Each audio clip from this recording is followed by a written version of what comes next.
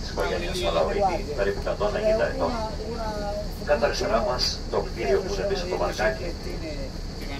Ήταν το παλιό λοτρίπιο των αδερφών Φιλίππου Ανάστου μετέφρασε κατευθυντέρια πολυτελεία να πίνουν το καφεδάκι τους, το πλήρωμα του μεγαλύτερου θαλαμεγού του κόσμου, του Χριστίνα Ωνάση, μήπως 125 μέτρων, 85 άτομα πλήρωμα. Επίσης και πιλότοι του ελικόπτερου που δεν πάτε stand-by στην περιοχή.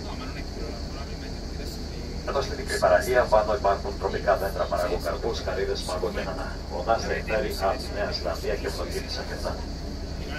Επίσης πίσω από το κοντό δέντρο το οποίο δίνει το δούμε τον ναό της Παναγίας, εδώ παντρεύεται με 1980 την Τζάκη Κέννεντι και εδώ πάμε στην κόρη της Χριστίνας Μερινά και εδώ γράφει ο τραγικός επίλογος της οικογένειας των Ωνάσιτων. Είναι χτισμένα δύο δωμάτια, ένα παριστράκι δεξιά από τον ναό, στο αριστερό το τμήμα των Ωνάση και στο τριπλής του Άρτεμις Γαριφαλίδου και στο δεξί ο Αλέξανδρος και η Χριστίνα. Δυστυχώς το νησί αυτό το χάρηκα μόνο για 10 χρόνια, το 1963-1973, όταν σκοτώθηκε ο Αλέξανδρος.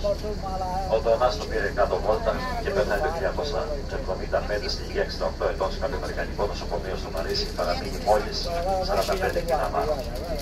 Ενώ στο ύψος δεν ξεπερνούσε το 1,60. Η Χριστίνα επίσης παίρνει και νεκρή στο διαμέρισμά της κατά πρόκειτες συνθήκες στο Μπουένος Άιρες, Αργεντινή, σε ηλικία μόλις 37 ετών.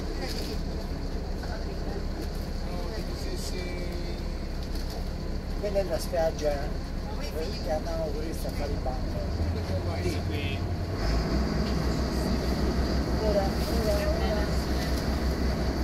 Ora fa arrivare fino a qua. Vă rog frumos, poziții vă locuiează să reechilibrăm barca.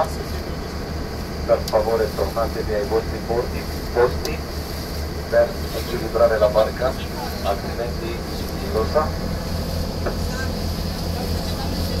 Please stand back to your places. We need stability and speed.